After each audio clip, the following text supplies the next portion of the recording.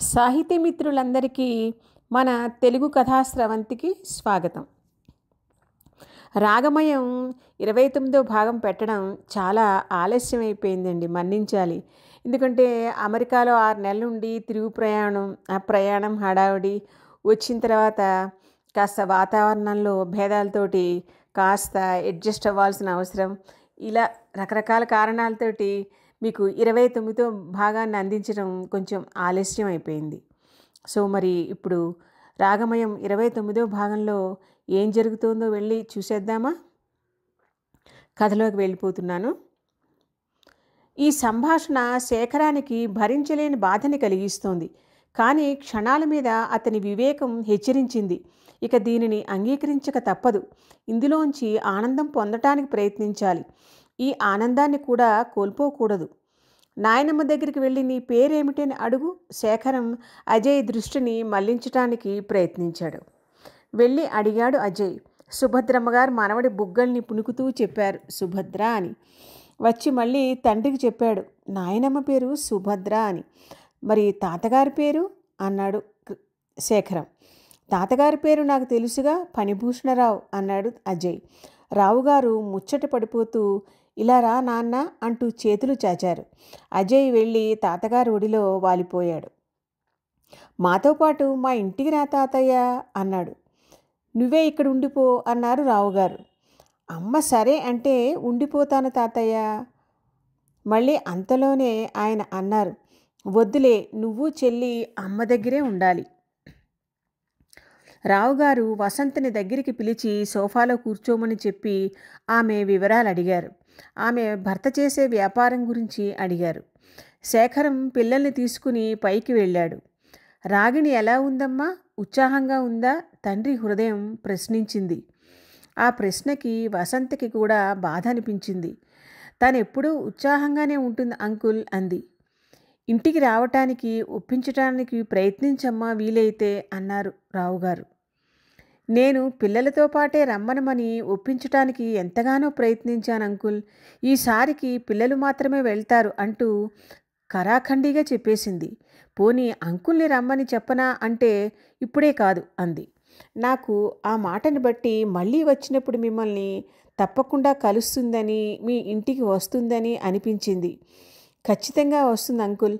మీరు ఈ వయస్సులో ఎక్కువగా ఆలోచించి ఆరోగ్యం పాడు చేసుకోవద్దు.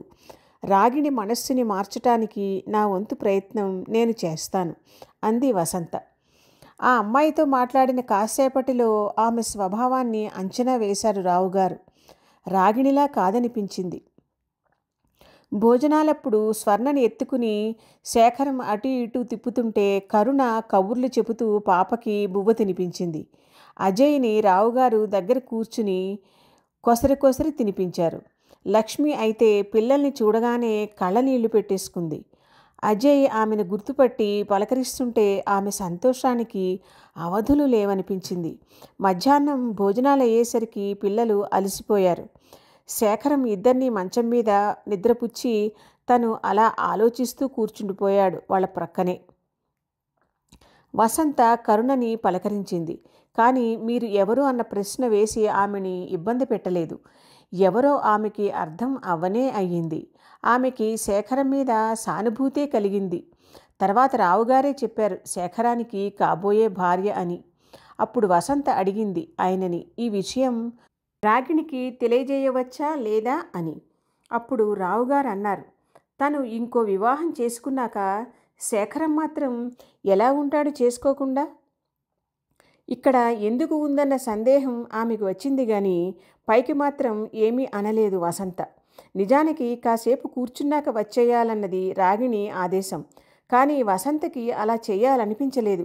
సాయంత్రం దాకా ఉండి పిల్లల్ని తీసుకుని బయలుదేరింది. శేఖరం వదనం గంభీరంగా మారిపోవటాన్ని కరుణ గమనించింది. రావుగారు మౌనం దాల్చారు. సుభద్రమ్మగారు పూజగదిలో కనులు మూసుకుని కూర్చున్నారు. శేఖరం పైకి వెళ్ళిపోయాడు. రావుగారు కరుణని పిలిచి వెళ్ళి కాసేపు నీ స్నేహితుడితో కబుర్లు చెప్పిరా తల్లి అన్నారు. అలాగేనని చెప్పి మెట్లు ఎక్కుతున్న కరుణకి మనసంతా ఎలాగో అనిపించింది. శేఖరంతో ఈ క్షణంలో ఎలా మాట్లాడటం? మెత్తగా అడుగులు వేస్తూ గది దగ్గరికి వెళ్ళి మెల్లగా వంగి చూసింది లోపలికి. శేఖరం ఏమి చేస్తున్నాడోనని. టేబుల్ లైట్ వెలుగులో పుస్తకం ఏదో చదువుకుంటున్నాడు. ఒక్క క్షణం నిశ్శబ్దంగా ఉండిపోయింది. పుస్తకం నిజంగా చదువుతున్నాడా, లేక చేతిలో పెట్టుకుని ఆలోచనలో మునిగిపోయాడా? మధ్యలో కుర్చీలో వెనక్కి వాలి ఏదో ఆలోచిస్తున్నాడు. శేఖరం, ఏం చేస్తున్నావు అంది నెమ్మెల్లగా ఎదురుగా వెళ్ళి. కరుణ, రా కూర్చో అంటూ మరో కుర్చీ చూపించాడు శేఖరం. కరుణ కూర్చుంది. ఏం చేస్తున్నావు అన్నావుగా, ఇదిగో ఈ పుస్తకం చదవటానికి ప్రయత్నిస్తున్నాను. కానీ చాక్లెట్ తీపి నోటికి తగలగానే కళ్ళు మూస్తూ తెరుస్తూ స్వర్ణ నవ్వింది చూడు, ఆ నవ్వే గుర్తుకు వస్తోంది. మళ్ళీ మళ్ళీ గుర్తు చేసుకుంటూ ఆనందపడుతున్నాను అన్నాడు. శేఖరం మొహం ప్రసన్నంగానే ఉండటం కరుణ గమనించింది. ఒక్కసారి గట్టిగా నవ్వాడు. ఆ నవ్వు వెనుక సంతోషము ఉంది, బాధ ఉందని తెలుసు. నీతో కాసేపు కబుర్లు చెప్పి రమ్మనమని బాబాయ్ గారు వెళ్ళమన్నారు అంది కరుణ. ఒక్క క్షణం నిశ్శబ్దం అయిపోయిన శేఖరం అన్నాడు, కరుణ, మనం ఇద్దరం ఒకే నావలో ప్రయాణం చేస్తున్నాం. ఇది కూడా ఒక రకంగా అదృష్టమేనేమో. ఏమో, కరుణకి తనతో శేఖరాన్ని పోల్చుకోవడం ఇష్టం ఉండదు. ఆ క్షణంలో నువ్వు నా పక్కన ఉండటం నాకెంత ప్రశాంతంగా అనిపించిందో తెలుసా అన్నాడు. పిల్లలిద్దరూ నీ పోలికలోనే ఉన్నారు, ఎంతో ఇష్టంగా అంది కరుణ. కరుణ అన్న మాటకి చిన్నగా నవ్వేస్తూ, నేను కొని తెచ్చిన నవలలేమైనా చదివావా అన్నాడు. మొదలుపెట్టాను అంటూ కరుణ ఏదో చెప్పబోయేంతలో అన్నాడు. కూతురి నవ్వో కొడుకు గెంతులో గుర్తుకు వస్తాయి కదూ అని అంటూ కుర్చీలోంచి లేచి కరుణకి దగ్గరగా వచ్చాడు. ఆమె చప్పున అతని చెయ్యి పట్టుకుంటూ, మనస్సులో చాలా బాధపడుతున్నావు కదూ అంది. లేదు అని చెబితే కొంత అబద్ధం అవుతుంది అన్నాడు. రాగిణి తొందరలోనే ఇక్కడికి వచ్చేస్తుంది అనుకుంటున్నాంగా, నీకు పిల్లలు రోజు కనబడే అవకాశం ఉంటుందిగా అంది కరుణ. ఓదారుస్తున్నావా ప్రియతమా నవ్వుతూనే అన్నాడు. కరుణ చప్పున లేచి అతని భుజం మీద తల వాలుస్తూ గాద్గదికంగా అంది, నువ్వు బాధపడుతుంటే నేను భరించలేను అని. ఈ మాటే ఎంత మధురంగా ఉందో తెలుసా, నా మనస్సులో బాధంతా హుష్ కాకి అయిపోయింది అన్నాడు. కరుణ మాట్లాడలేదు.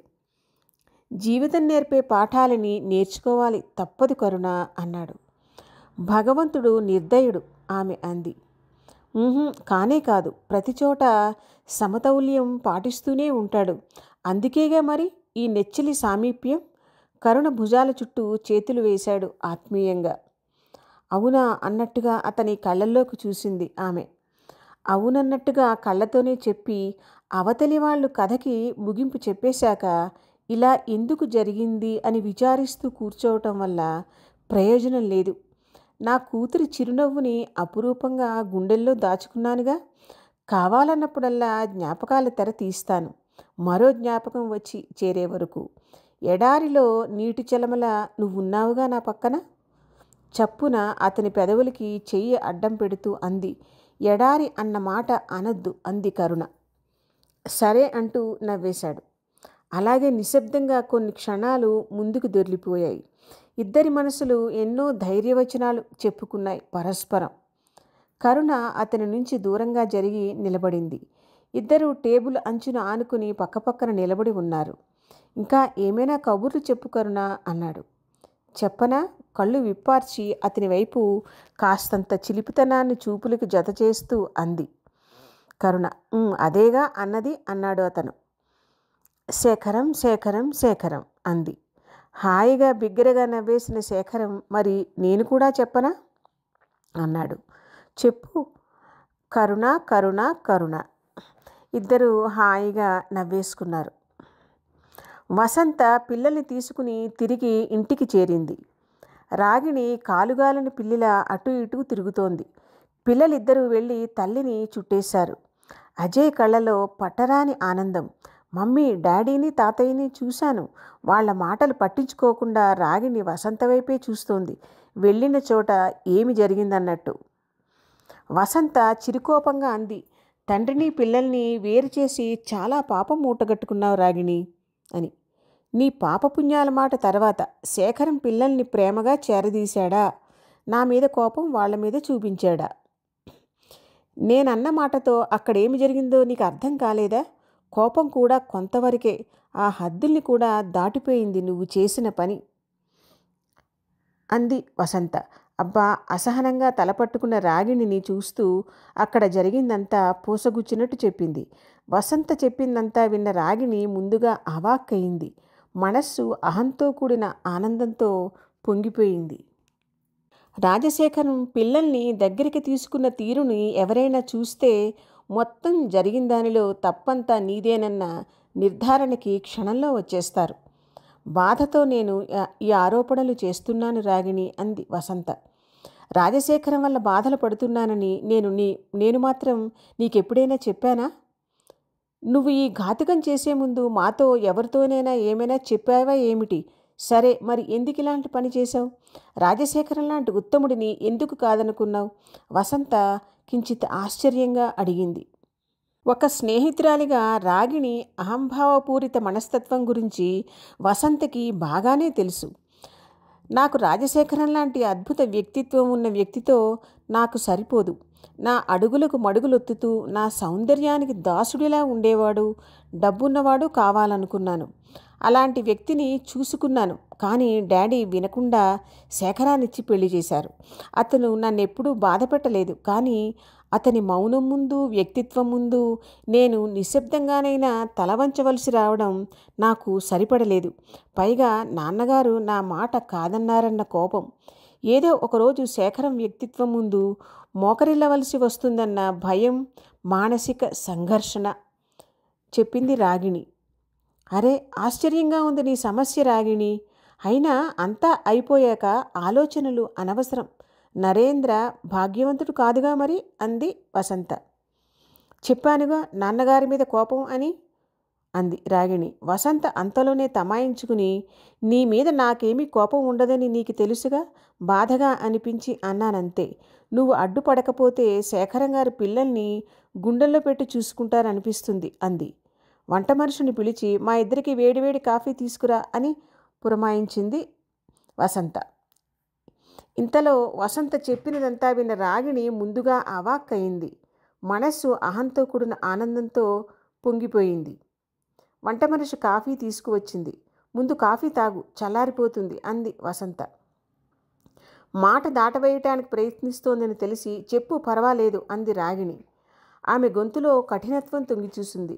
ఎంత వద్దనుకున్నా న్యాయం కాకపోయినా రాగిణి హృదయం భగ్గున మండుతుందని వసంతికి తెలుసు. అయినా చెప్పక తప్పదు. అవును, ఒక అందమైన యువతిని అలా పరిచయం చేశారు శేఖరం గారు. తర్వాత మీ నాన్నగారిని అడిగితే శేఖరానికి కాబోయే భార్య అని చెప్పారు. రాగిణి నిశ్శబ్దంగా ఉండిపోయింది. మరి నువ్వు ఇంకొకరిని పెళ్లి చేసేసుకున్నాక తప్పదుగా మరి, బాధపడే హక్కు కూడా నీకు లేదు అంది వసంత. నేను బాధపడుతున్నానని నీకు చెప్పానా? నీకు లేదులే, నాకు అనిపించింది, అందుకే సర్దుబాటు చేసుకుంటున్నాను అంది వసంత. వసంత అంది, ఒక మాట నీకు సంతోషం కలిగించేదే చెబుతాను. నువ్వు నీ భర్తని ఇంతగా అవమానించిన అతను నీ తల్లి స్థానాన్ని నీకే మిగిల్చాడు తెలుసా? పిల్లలు కరుణను చూపించి ఎవరు అని అడిగితే బెస్ట్ ఫ్రెండ్ అని చెప్పాడు కానీ మీకు కాబోయే అమ్మ అని మాత్రం చెప్పలేదు. రాగిణి విని ఊరుకుంది. ఆమె మనసులో ఏమనుకుంటున్నది వసంతకి స్పష్టంగా అర్థం కాలేదు. తను చెప్పిన మాటకి లోపల ఆనందపడే ఉంటుంది. బయటికి వ్యక్తపరచడానికి అహం అడ్డు వస్తుందంతే రాగిణి లాంటి వ్యక్తులకి. రేపు పిల్లలకు కూడా నువ్వే వెళ్ళకూడదు అంది వసంత. రేపు పిల్లలు కూడా వెళ్ళటం లేదు అంది రాగిణి. ఎందుకు రాగిణి ఇంత నిర్దయగా ప్రవర్తిస్తున్నావు? పిల్లల్ని చూడగానే మీ నాన్నగారు శేఖరం కళ్ళల్లో మెదిలిన ఆనందం, ఆ ప్రేమ నువ్వు ప్రత్యక్షంగా చూసి ఉంటే నువ్వు ఇలా మాట్లాడలేవు అంది వసంత. ఏ జవాబు ఇవ్వకుండా అలా కూర్చుండిపోయిన రాగిణి చప్పున కళ్ళు తుడుచుకోవటం గమనించిన వసంతకి సంతోషంగానే అనిపించింది. పిల్లలు అలసిపోయి నిద్రపోయారు. నిద్రపోయే ముందు కూడా అజయ్ శేఖరాన్ని తలుచుకున్నాడు. ఇంకా ఈ కబుర్లకి ఈ రోజుకి ఫుల్ స్టాప్ పెట్టి నేనేమి నగలు కొనుక్కున్నానో చూపిస్తానురా అంటూ రాగిణిని గదిలోకి తీసుకువెళ్ళింది వసంత. బీరువాలో నుంచి నగలు తీస్తూ అంది ఆమె. మన గ్రూపులో నువ్వు లేకపోవటం షాపింగ్ చేయటంలో థ్రిల్లైపోయిందనిపిస్తోంది తెలుసా? అసలు షాపింగ్ అంటే నీదే, నీ వైభవమే వేరు. నువ్వు కొన్నంత భారీగా మేమెప్పుడు కొనలేమనుకో అంటూ రవ్వల హారం, వజ్రాల హారం, వాటికి మ్యాచింగ్ గాజులు, ఖరీదైన చీరలు రాగిణికి మనస్సులో తాను ఏదో కోల్పోతున్నానన్న భావన ముల్లులా గుచ్చుకోసాగింది. నిజమే, తను చేసే షాపింగ్ ముందు వీళ్ళందరూ చేసే షాపింగ్ ఎంత? కానీ ఇప్పుడు అమెరికాలో తన జీవితం సాదాసీదాగా ఉంది. నరేంద్ర సంపాదన బొటాబొటీగా సరిపోతోంది. అన్ని పనులు అక్కడ స్వయంగా చేసుకోవలసిందే. ఇక్కడ ఉన్నట్టు నౌకర్లు, పని మనుషులు ఉండరు. వచ్చినప్పటి నుంచి చూస్తోంది వసంత వైభవం. చిటికి వేస్తే వచ్చి వాలే పనివాళ్ళు. అసలు తను ఇక్కడే ఉంటే తన ఐశ్వర్యం ముందు వీళ్ల ఐశ్వర్యం ఎంతటిదని? తను అనుకున్న ఆలోచన ప్రకంపనాలు రాగిణిలో వస్తున్నాయో లేదోనని వసంత క్రీగంట చూసింది రాగిణి వైపు. నేనొక మాట చెప్పనా రాగిణి, మీ నాన్నగారిని కష్టపెట్టాలనో మరెందుకో ఇంకో పెళ్లి చేసుకున్నావు సరే, అయితే ఇండియా నుంచి అమెరికా వెళ్ళిపోవటం ఎందుకు అడిగింది వసంత. ఇప్పుడు ఆ ప్రశ్నలన్నిటికీ జవాబులు చెబితే గాని ఊరుకోవా చిరుకోపంగా అంది రాగిణి. జవాబులు నా కోసమని కాదు, నిన్ను నువ్వు లోతుగా చూసుకునేందుకు అంది వసంత. రాగిణి అయినా కూడా జవాబు చెప్పలేదు. దూరంగా వెళ్ళిపోయి మీ నాన్నగారిని మరింత బాధ పెట్టాలని కదూ? నువ్వు అనుకున్నవన్నీ నెరవేరాయి కదా. నువ్వు ఇంకొన్నాళ్ళు దూరంగా ఉంటే ఇప్పుడు బాధపడినట్టుగా తర్వాత బాధపడరు వాళ్ళు. కాలం నీ నుంచి నీ పిల్లల నుంచి దూరంగా ఉండటానికి ఆయన మనస్సుని సిద్ధం చేసేస్తుంది. పైగా ఆయనంటే ప్రాణం పెట్టే శేఖరం, కరుణ కూడా ఉన్నారక్కడ. నువ్వు కొట్టిన దెబ్బకి మీ నాన్నగారు పడిపోకుండా ఉండటానికే శేఖరం ఇంకా అక్కడ ఉన్నాడనిపిస్తుంది. నీ ఆస్తి వారసత్వం ఎక్కడికి పోదు, కానీ అభిమానాల వారసత్వం రేపు కరుణా శేఖరులకి పుట్టబోయే సంతానం మీదకి వెళ్ళిపోతుందనిపించింది ఆ ఇంట్లో పరిస్థితి చూస్తుంటే అంది రాగిణిని దగ్గరికి తీసుకుంటూ వసంత. రాగిణి ఆలోచనలో పడింది. ఇప్పటికీ మీ నాన్నగారు నీ సంతోషం గురించే ఆలోచిస్తున్నారు. రాగిణి సంతోషంగానే ఉందా అమ్మా అని అడిగారు తెలుసా అంది వసంత. మళ్ళీ వసంతే అంది, నరేంద్రని రమ్మని మీ నాన్నగారికి పరిచయం చేయి. అన్నీ చక్కబడే వరకు మా ఇంట్లోనే ఎన్నాళ్ళైనా ఉండు. నువ్వు మళ్ళీ ఎప్పటిలా ఫణిభూషణరావు గారి అమ్మాయిలాగే చలాకీగా ఉండాలని నా కోరిక. పిల్లల్ని ఈ వయసులో ఆయనకి దూరం చేయకు. రక్త సంబంధం తెంచుకుంటే తెగిపోయేది కాదు వసంత చెప్పటం ముగించింది. ఇంతలో వంట మనిషి వచ్చి భోజనం వడ్డించమంటారా అమ్మా అంటూ అడిగింది. నాకు ఆకలిగా లేదు వసంత, పడుకుంటాను అంటూ వసంతకి ఇక మాట్లాడే అవకాశం ఇవ్వకుండా గదిలోకి వెళ్ళిపోయింది రాగిణి. వసంత మనస్సులో అనుకుంది, రాగిణి మళ్ళీ ఇండియా వచ్చేయటానికి ఒప్పించగలిగితే చాలు అని. మర్నాడు ఉదయం కాఫీ తాగుతుండగా అంది వసంత, మీ ఇంట్లో పరిస్థితి చూస్తుంటే శేఖరం, ఆ కరుణ అక్కడే ఉంటున్నట్లు అనిపించింది నాకు. శేఖరం తల్లిగారు కూడా అక్కడే ఉన్నారు. వసంత గొంతులో ధ్వనిస్తున్న ఆశ్చర్యాన్ని గమనించిన రాగిణి అంది, ఇందులో ఆశ్చర్యపోవడానికి ఏమీ లేదు వసంత. మా డాడీకి శేఖరం అంటే పంచప్రాణాలు. ఇటువంటి సమయంలో డాడీని ఒక్కరిని వదిలి వెళ్ళకూడదని శేఖరం అక్కడే ఉండి ఉంటాడులే. మళ్ళీ శేఖరానికి పెళ్లి చేసేదాకా నాన్నగారు ఊరుకోరు. నాకు ఆ విషయం బాగా తెలుసు అంది. బాగానే అర్థం చేసుకున్నావే, అక్కడి ఆ దృశ్యం అచ్చు అలాగే ఉంది అంది వసంత. రాగిణి ఆలోచనలో పడిపోయినట్టుగా ఉండిపోయింది. నువ్వు మళ్ళీ ఇక్కడికి వచ్చేసి మీ నాన్నగారికి అండగా ఉంటే వాళ్ళు అక్కడే ఎందుకుంటారు? అయినా ఒకసారి డాడీ అంటావు, ఒకసారి నాన్నగారు అంటావు. ఈ రెండు పిలుపులు నీకు ఎలా అలవాటయ్యాయి వసంత అడిగింది. నాకు డాడీ అని పిలవటం ఇష్టం, ఆయనకి నాన్నగారు అనిపించుకోవటం ఇష్టం. అందుకే ఈ రెండు అలవాట్లును. బాగుంది, ఒకసారి మీ నాన్నగారిని కూడా చూసి రాకూడదు అంది వసంత. ఈసారికి లేదు వసంత, చూద్దాం. వెళ్ళేలోపుగా నా మనస్సు ఎలా చెబుతుందో. రాత్రి నువ్వు పడుకున్నాక మీ నాన్నగారు ఫోన్ చేశారు నిన్ను తీసుకురావటానికి ప్రయత్నించమని. చూద్దాం, ఇంకా 2 రోజులు ఉంటానుగా అంది రాగిణి. మరి ఇవాళ ఏమి చేద్దాం? మా వారు బిజినెస్ టూరు నుంచి రావటానికి ఇంకా వారం రోజులు పడుతుంది అంది వసంత. ఇవాళ మన స్నేహితులందరినీ ఇక్కడికి రమ్మనమని చెప్పు. నా కొత్త జీవితం వాళ్ళకి తెలియాలిగా. సరే, ఇవాళ ఆ పని చేద్దాం. రాగిణి ఆలోచనల్లో కొద్ది కొద్దిగా మార్పు వస్తోందన్న విషయం వసంతకి అర్థం అయింది.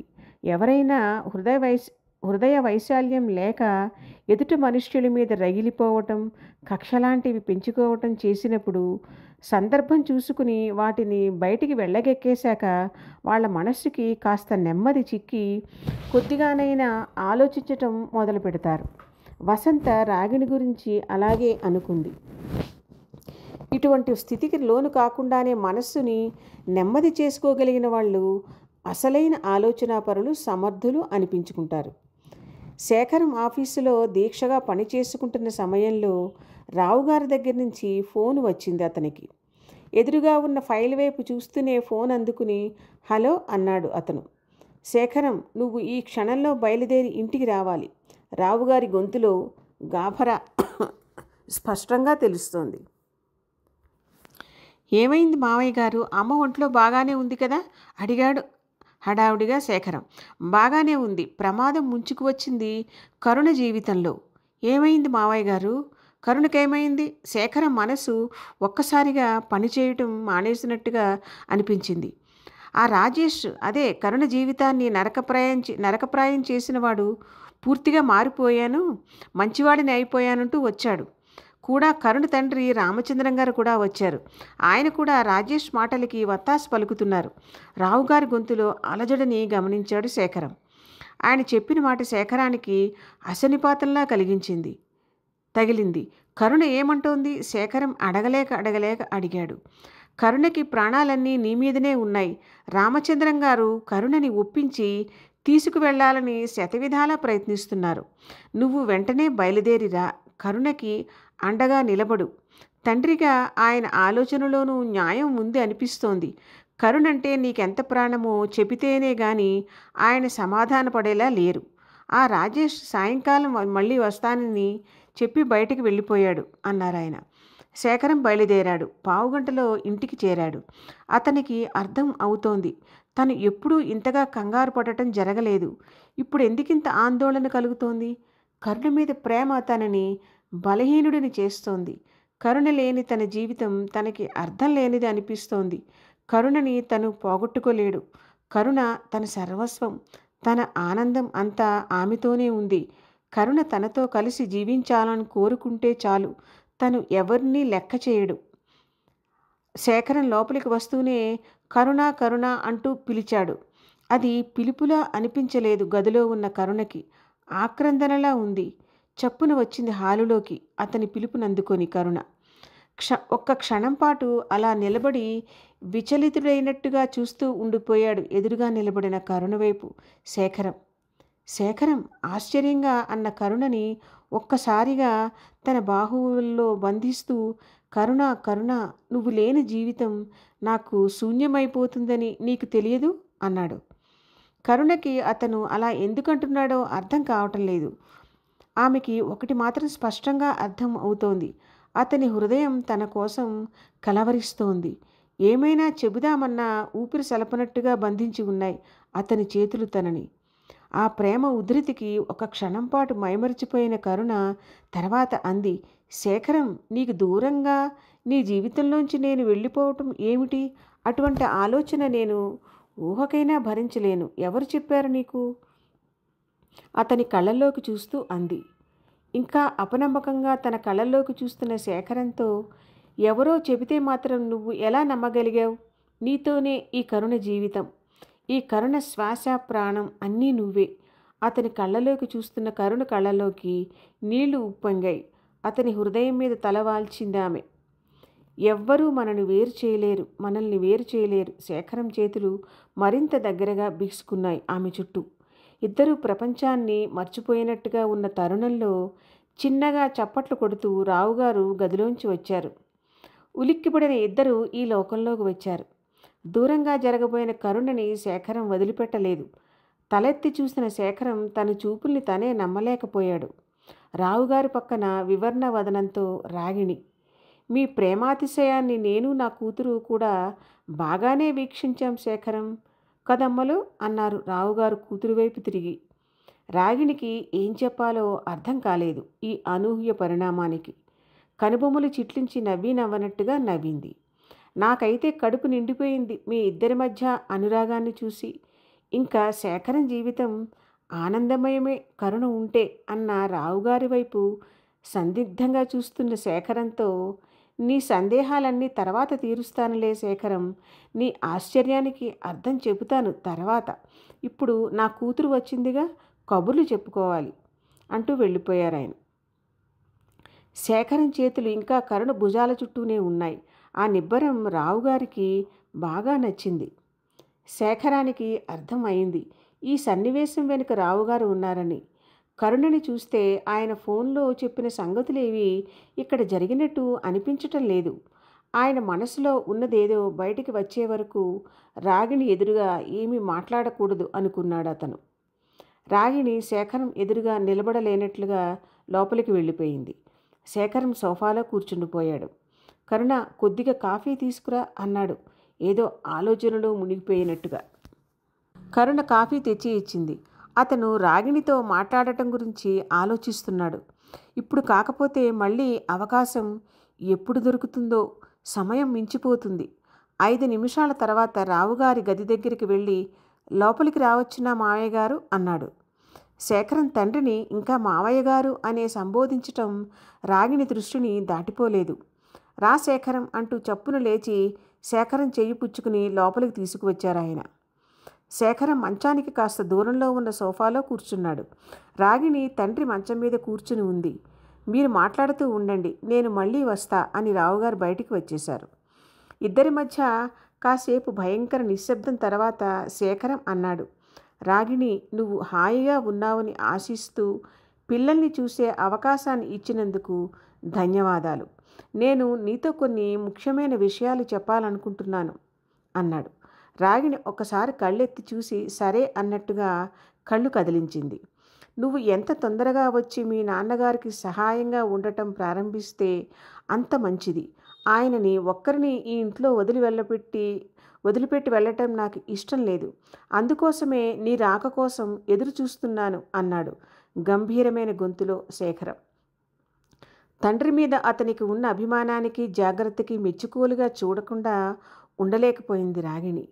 కూర్చున్న చోట నుంచి లేస్తూ అన్నాడు, కన్న తండ్రిగా పిల్లల మీద నాకు హక్కు ఉంటుందన్న విషయం నీకు బాగానే తెలుసనుకుంటాను. నీ భవిష్యత్తు బాగుండాలని కోరుకుంటూ సెలవు మరి అని బయటికి వచ్చేశాడు అతను. రాగిణి అనుకున్నట్టుగానే శేఖరం ఎక్కువ మాట్లాడలేదు. రావుగారు మళ్ళీ వచ్చి కూతురు దగ్గర కూర్చున్నారు. 2 నిమిషాల నిశ్శబ్దం తర్వాత అన్నారు, ఏమిటిదంతా అనుకుంటున్నావా అమ్మలు?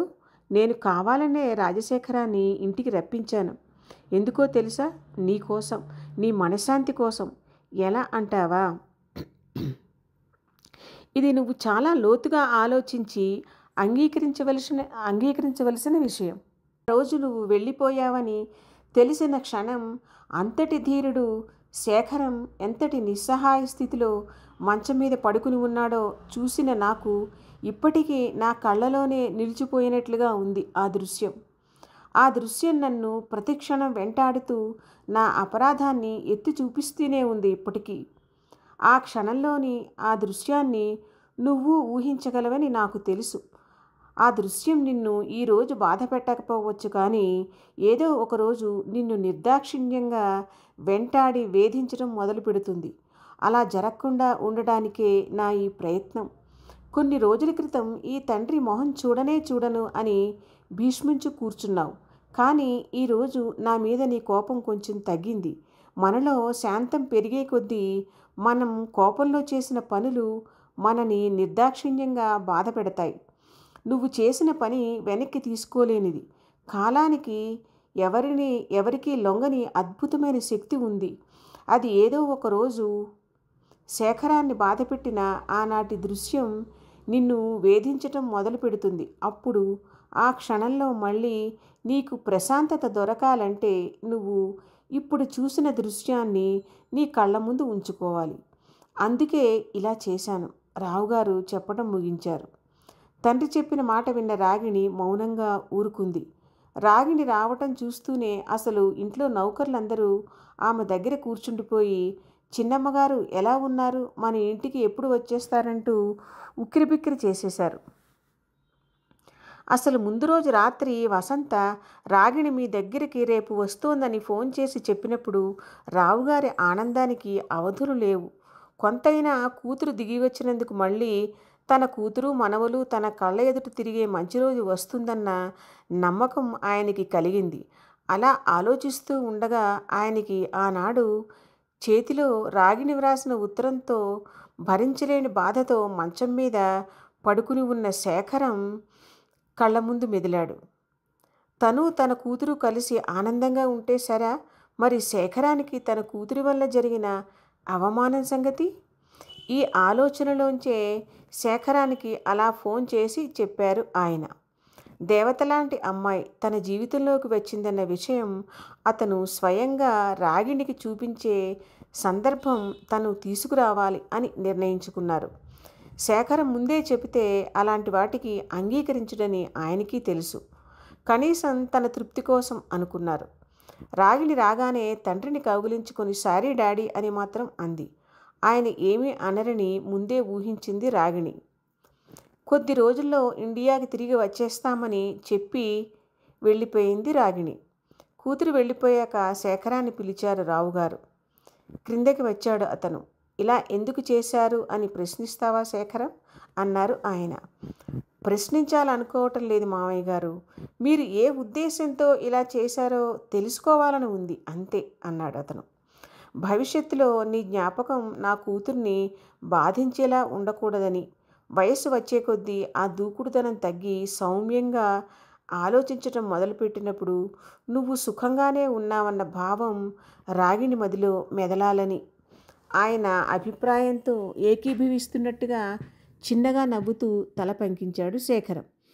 రాగిణి వచ్చినప్పుడు సుభద్రమ్మగారు లోపలే ఉన్నారు. శేఖరానికి ఫోన్ చేయటం గురించి ముందుగానే రావుగారు ఆవిడకి చెప్పారు.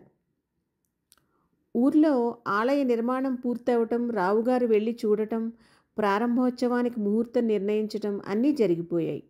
ఊర్లోకి వెళ్ళాక రాజేష్ ఎవరో అమ్మాయిని పెళ్లి చేసుకున్నాడన్న విషయం తెలిసి రావుగారు అమ్మయ్య అనుకున్నారు. రావుగారి కోరిక ప్రకారం శేఖరం కరుణలు ఆ ఉత్సవాల్లో పీటల మీద కూర్చోవాలన్న నిర్ణయం జరిగిపోయింది. సుభద్రమ్మగారి ఇంట్లో శేఖర్ కరుణల వివాహం నిరాడంబరంగా జరిగిపోయింది. శ్రీరామచంద్రుని ఆలయ ఉత్సవాలకి ఇద్దరూ పీటల మీద కూర్చున్నారు. కరుణ అదృష్టానికి ఊర్లో అందరూ ఆనందపడ్డారు. పిల్లల్ని తీసుకుని కరుణ శేఖరం జీవన ప్రాంగణంలోకి అడుగుపెట్టింది. సమాప్తం. ఇదండి. మరి రాగమయం సీరియల్కి మీరు అందించిన ప్రోత్సాహం నాకెంత ఆనందాన్ని కలిగించిందో మాటల్లో చెప్పలేను. ఈ సీరియల్ని ఇంకా పొడిగించటం అసహజంగా ఉంటుంది అనిపించింది. మీ అందరికీ హృదయపూర్వక ధన్యవాదములతో. ఈ ఆఖరి మాటలు మీకు కొంచెం ఆశ్చర్యం కలిగిస్తున్నాయా సాహితీ మిత్రులారా? ఇది నేను ఫేస్బుక్లో పెడుతున్నప్పుడు మిత్రులందరూ ఈ కథ చాలా బాగుంది, మీ శైలి బాగుంది, ఇంకా కథని పొడిగించండి అని అడిగారనమాట. అడిగినప్పుడు నేను కింద ఇలా చెప్పానన్నమాట, ఇంకా పొడిగిస్తే అంత సహజంగా ఉండదని. మరి మీకేమనిపించిందో చెప్పండి. సమాప్తం అయిపోయింది సీరియల్. ఇప్పుడైనా ఒక కామెంట్లో మీ అభిప్రాయాన్ని తెలియజేస్తే నాకు చాలా సంతోషం. మరి మరో మంచి సీరియల్తో మీ ముందుంటాను.